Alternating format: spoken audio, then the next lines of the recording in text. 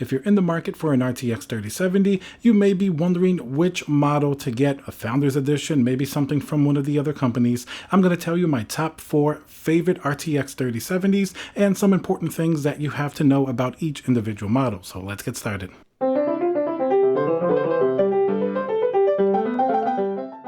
Hey guys, Tiago with Classical Technology here. Thank you for joining me for another video. Remember to smash that like button, subscribe, hit the notification bell for more content like this. So let's get started. The RTX 3070 has been recently released, and of course AMD's RDNA 2 GPUs are still coming, but a lot of people still want an RTX 3070 GPU. And of course they're still pretty much sold out, but they were available in much higher quantities than the RTX 3080 or 3090, so that's certainly some good news, and hopefully they'll be more readily available as November and December kick into gear as well. Even people that waited at Micro Center, there were over 100 cards available compared to maybe 10 to 12 cards for the RTX 3080, so that's certainly a huge improvement. I even did a poll on my channel just asking how many people tried for the RTX 3070 and how many got them, and it seemed like around 10 to 12% of people were actually able to get one, which still is a low number but much higher than it was for the 3080 and 3090. So having said that, you're gonna have to know which one to get eventually when they come in stock, or maybe you can find one. Do you know if it's a good one or not? I'm gonna tell you my top 4 favorite RTX 3070 models, as well as my reasoning for each one of them.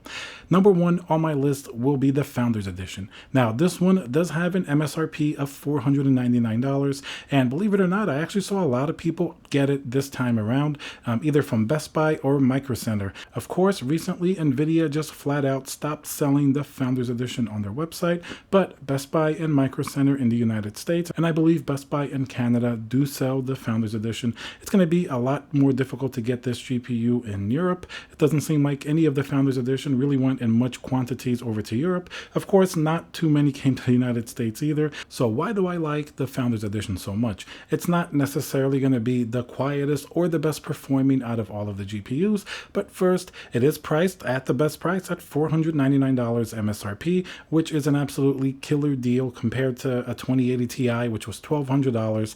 And as we've seen, the performance is very close in most cases to the 2080 Ti. Now, one of the reasons I really like the Founders Edition, I just think that the build quality as well as the aesthetics are absolutely top notch. The GPU design really looks very unique. It's much different than the traditional 2 and 3 fan designs that we have been seeing over the years. It has this really awesome pass-through design on the cooler. It's actually very efficient, usually keeps it very cool. Compared to previous Founders Editions GPUs from Nvidia, this one certainly is a step in the right direction, and I think the design looks really iconic. It's almost like a mini RTX 3080 and 3090. Now, there are differences, of course, between these different RTX 3000 Founders Editions GPU. If you notice, the RTX 3070 are going to have both fans on one side, while something like the 3080 has a fan on the bottom and a fan on the top, but nevertheless, it's still a very unique and interesting design, and one of the primary reasons why I actually really like the RTX 3070 Founders Edition. Another really interesting key factor is the small size of the GPU. This is something that people may not realize or take for granted. If you have a case that you're trying to maybe put a vertical GPU in, or you have other things going on in the case, some of these really monster big GPUs from the third parties may not really fit as nicely in your case as you think. The 3070 is a lot shorter than most other GPUs, so it's going to be able to fit perfectly well without any issues.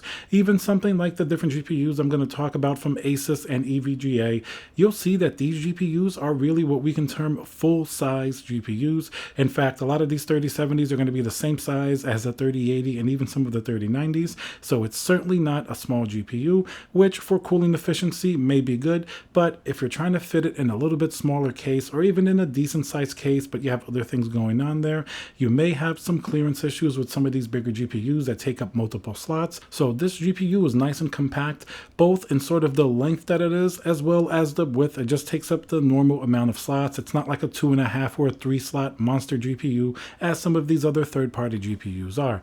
And even though it's a small GPU, the thermals are still very much under control, as well as the noise isn't too bad at all. Even when the fans are spinning, it stays at a fairly decent noise level. So that's definitely a nice testament once again into that really awesome and efficient cooler. So then the next RTX 3070 GPU on my list, this is going to come from EVGA, and we're going to do something the same price as the Founders Edition. That's going to be their Black Edition.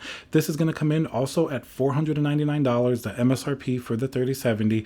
Now, I've liked these EVGA Black Editions ever since the 2080. The 2080 Ti had a Black Edition for around $999, which was considerably cheaper than the other GPUs, but if you're going to do something like water cooling, it had a reference PCB, meaning that the performance was certainly pretty good. Of course, you do have to keep in mind for $499, you're going to be getting a little bit less performance on a GPU like the EVGA Black Edition, like if you go for a higher end 3070, like an EVGA for the 1.3. But in general, the performance penalty really isn't that much. It ends up maybe being a few percentage points. While you do get a pretty nice savings, it's not going to have the huge cooler on it like maybe a 1.3. So it's going to be a little bit more compact. Not as compact as the Founders Edition, but certainly a little bit easier to fit in your case. Aesthetically, I still think it looks really good. And remember, everything's going to be a little bit downgraded from something like a 4.3. You're going to have less RGB. The aesthetics are going to be a little bit more underplayed. And of course, the actual cooler won't be quite as high performing. The card isn't going to come overclocked from the factory like maybe a 4.3 is. But keep in mind that the performance difference really isn't all that large, and I think the price savings you get, you're still getting a really good 3070, and you could use that budget for something else as well. So the third RTX 3070 GPU that I really like, it's also going to come from EVGA, and that's going to be the 4.3, which is pretty much their top of the line high-end GPU. Now, this is going to have the biggest cooler on it, so remember, if you have a small case, you're going to have a hard time fitting this in the case. And of course, there was a little bit of controversy at the end of the GPU. There was a little bit of like a little red design that people made fun of that they didn't really like, but I think EVGA will be releasing different colored designs. In general, this GPU from all of the previous generations, the 4.3, it's going to have one of the best PCBs on it, one of the best cooling, the noise profile is fantastic, and also EVGA certainly has a tremendous amount of support for a GPU like this. For example, for the 3080 and 3090 variants, they released special BIOS updates to allow you to max out the power and performance of those GPUs. For example, the 3090 can go all the way from like the stock 350 watt. With a BIOS update, it goes all the way up to like 500 watts. That's going to give you considerably more performance, and EVGA is really cool that they're really after the enthusiast market. They really think about these type of things, and certainly it doesn't stop with the performance. That's why I really like recommending these EVGA GPUs, especially something like the 4.3. Aside from the actual GPU, like we mentioned, a very efficient cooler. Noise is fantastic. It comes overclocked. You get a lot of headroom with the power. EVGA in general, especially for the RTX 3000 series launch, certainly has been a nice shining light in the middle of all this confusion with the RTX 3080 and availability. They were one of the first places where you could actually enter a queue system in order to buy the GPUs. They have their step up program where you can basically take a GPU that you owned and trade it up for a nicer GPU with credit going towards it. They're always very active on social media. And of course, like I mentioned, they always have these enthusiast BIOS updates. And if you guys know, they're really top of the line performance GPUs like the Kingpin versions. They always put a lot of care into those type of GPUs. So certainly EVGA, you could say for like the enthusiast market, is really one of the companies that pays the most attention to the enthusiast. And not only do they give you great communication with their social media, they implemented these great ways to get a 3070 and 3080 so it's a little bit more fair. They've been very transparent about the process, and at the end of the day, they produce some of the best performing GPUs, be it the 3070, 3080, 3090, so that definitely counts for a lot as well. Aside from all the support that they have, they certainly produce really cool looking GPUs. Aesthetically, some people may not necessarily like sort of the industrial design, but I think it's a really cool and in-your-face like performance type of design. Of course, the 4.3 does have a lot of RGB all over the place, and EVGA does have their Precision X1 software. So I think these GPUs look really great, especially the ones that are really thick. If you can fit it in your case, it certainly makes a really big statement in your case. They're very aesthetically unique GPUs. Now, I must say, I still like the Founders Edition a lot more. I think the Founders Edition, it just feels more solid and the design is a lot more iconic and unique. But having said that, I appreciate the design of these EVGA GPUs. I love how straightforward and in your face they are, so I certainly really like the design of them as well. And if you put everything together that we spoke about, that's why I recommended 2 different EVGA GPUs on the list. I think they're generally very high, and the company certainly shows a lot of support for the enthusiasts and gamers. And last on the list, and also the most expensive, is going to be the Asus Strix 3070 overclocked. Now, this is going to come in at $629, which is considerably more than the $499 Founders Edition and Black Edition. The EVGA 4013 comes in at $559, sort of right in the middle. Now, $629, you certainly are paying a lot more, but much like the EVGA 4013, this Asus Strix is going to have some of the best performance for a 3070. Noise and thermals are going to be really good, as well as the overclocking capability. And as with EVGA, like on the 3080 and 3090, Asus always releases BIOS updates to allow you to get more performance and more power out of the GPU. So that's really nice to see them stand behind the enthusiast community.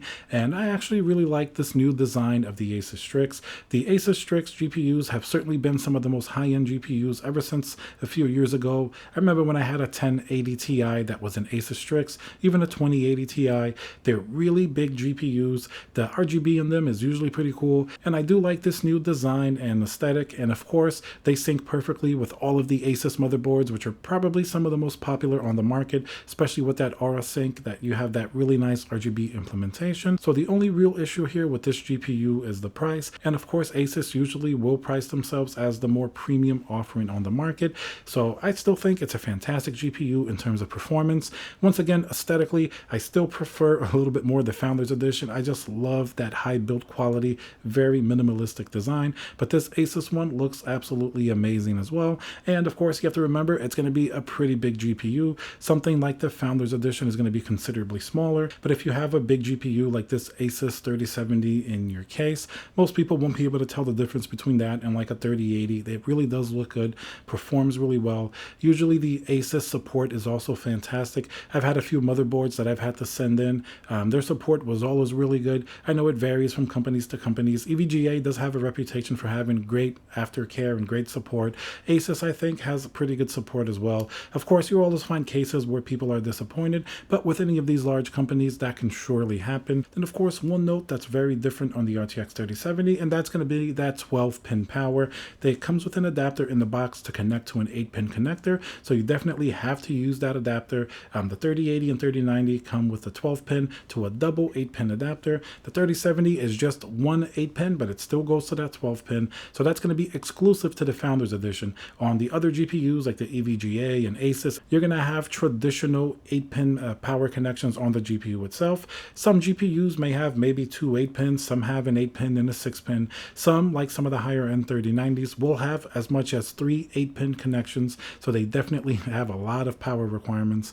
But the RTX 3070 Founders Edition, 12-pin to 1 8-pin. So just keep that in mind. So to summarize, any of these 4 RTX 3070 GPUs should definitely be pretty good. I chose the 4 that I like the most. There certainly are other great RTX 3070s on the market as well. Various different companies like MSI and Zotac. I just happen to really like first the Founders Edition, then I really like EVGA and Asus. I kind of put together not only the performance of the GPU, but I also put everything in mind in terms of the aesthetics, the buying experience, the possible support that you may get from one of these companies later on. So thank you very much for watching. Smash that like button, remember to subscribe, and I'll see you guys on the next video.